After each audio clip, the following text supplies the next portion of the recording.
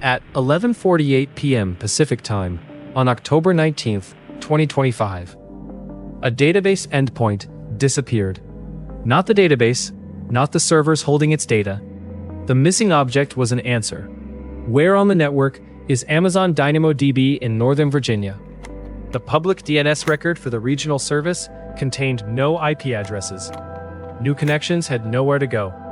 Customer software failed, and so did AWS control systems that depended on the same database. What followed was not one continuous outage, but 3 connected crises. First, DynamoDB vanished from the address book. Then, Amazon EC2 lost control state for a vast fleet of physical hosts. Finally, network health automation began removing healthy capacity from service. AWS marked the main event resolved at 2:20 p.m. the next day. A smaller number of Redshift clusters remained impaired even longer.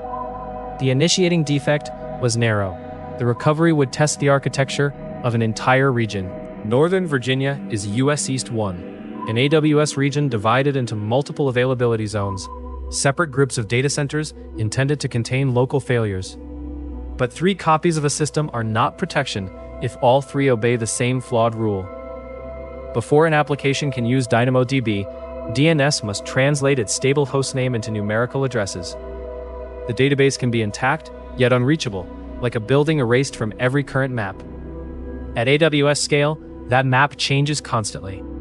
DynamoDB's fleet is represented by hundreds of thousands of DNS records.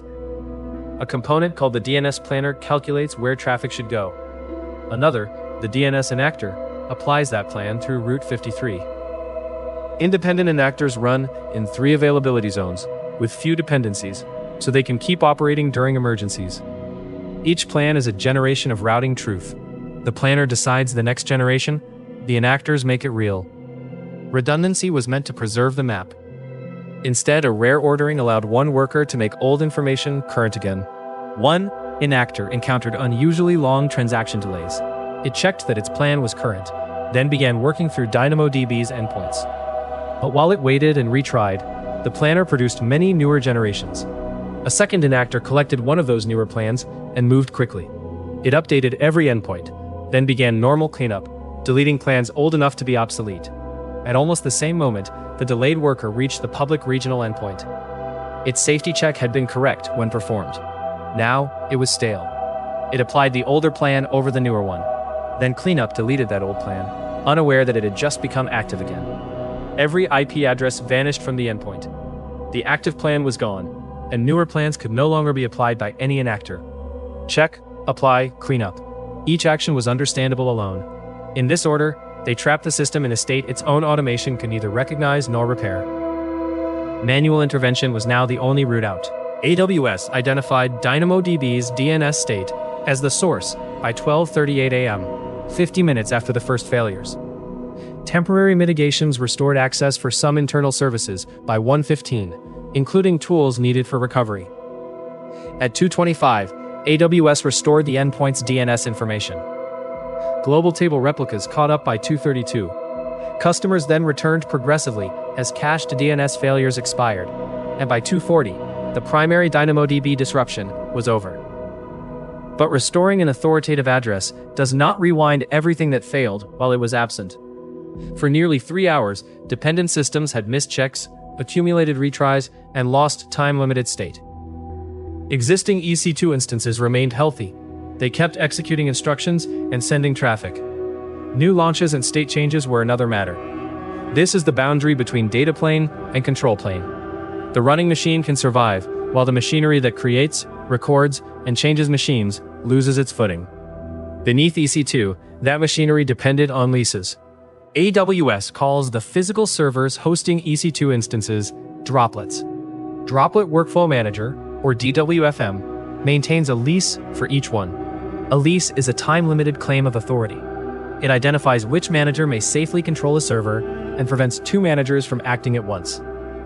Every few minutes, DWFM must complete state checks, backed by DynamoDB. When those checks failed, leases across the region began expiring. The hardware had not necessarily failed, but without a valid lease, it could not safely accept new instance launches.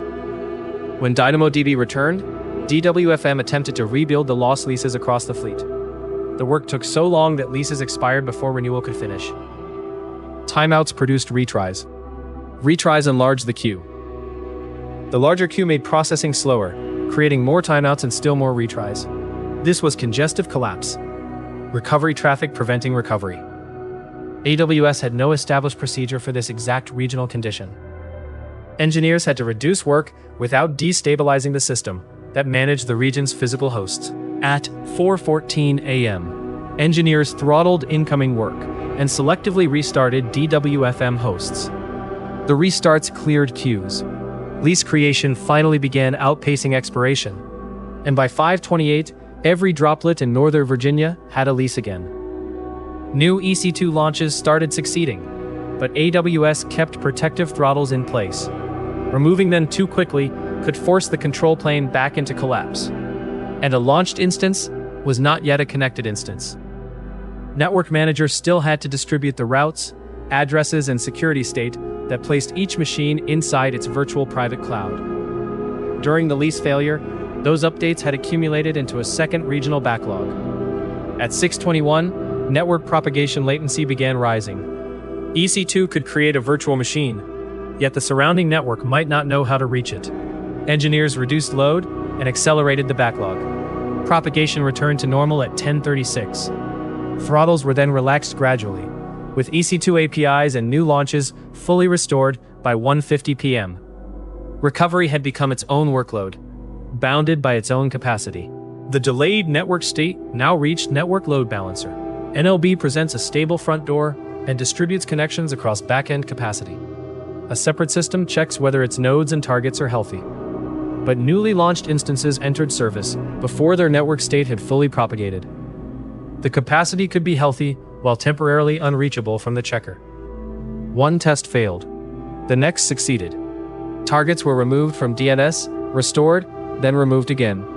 This flapping generated more checking work, degraded the health system itself, and triggered automatic availability zone DNS failover. Entire slices of capacity could be withdrawn. If the remaining zones could not carry the load, customers saw connection errors. Monitoring detected the pattern at 6:52 a.m. At 9:36, engineers disabled automatic NLB health check failovers, allowing healthy nodes and targets to return. Elevated errors subsided, and normal failover was restored at 2:09 p.m. Protection had become an actuator, not merely observing failure, but removing the capacity it was designed to defend. Above these control loops, each AWS service failed according to what it needed. Lambda lost DynamoDB-dependent operations, then suffered again when NLB failures removed internal capacity, while EC2 could not replace it.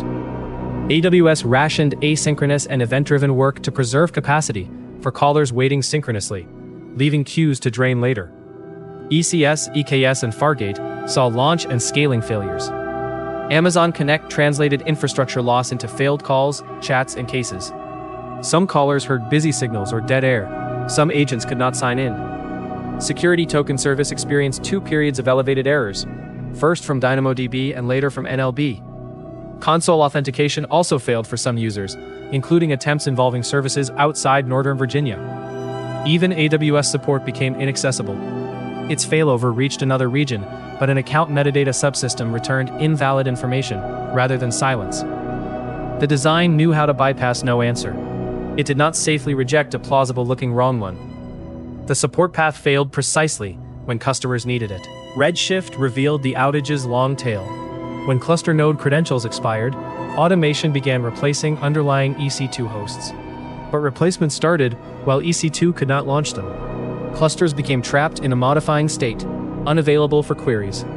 New hosts began launching only at 2:46 p.m., and AWS finished restoring all clusters caught in those workflows at 4:05 a.m. on October 21st. Redshift also exposed a hidden cross-region dependency, a defect used in IAM API in Northern Virginia to resolve user groups. So customers using IAM credentials could not query in any AWS region while that path was impaired. Regional placement had not guaranteed regional independence. After the incident, AWS disabled DynamoDB's DNS planner and enactor worldwide pending repairs and safeguards against incorrect plans. It announced a velocity limit on how much NLB capacity health failover can remove. new tests for regional DWFM recovery, and EC2 throttling tied to backlog size. Each change addresses not only failure, but the speed and volume of attempted recovery. The initiating bug fits in one sentence. A delayed worker applied an old DNS plan just as another worker deleted it, leaving DynamoDB's regional endpoint empty and unable to repair itself. But the outage lasted because state continued moving after that moment. DNS disappeared, EC2 checks failed, leases expired, their mass renewal overwhelmed the managers. Delayed network changes accumulated. New machines appeared before their network state. Health checks interpreted delay as failure and withdrew healthy capacity. Services above them rationed work, waited for hosts, or became trapped in replacement queues. Every step was connected. No step was the same failure. Redundancy therefore means more than counting workers or availability zones. Workers must agree on which generation of truth may still be applied. Cleanup must prove that state is inactive before deleting it. Queues must be bounded before recovery traffic becomes another outage. Health automation must fail gradually. Regional isolation must include identity, metadata, and control plane dependencies. On October 20th, the database came back first. The cloud around it needed many more hours to remember how to move forward.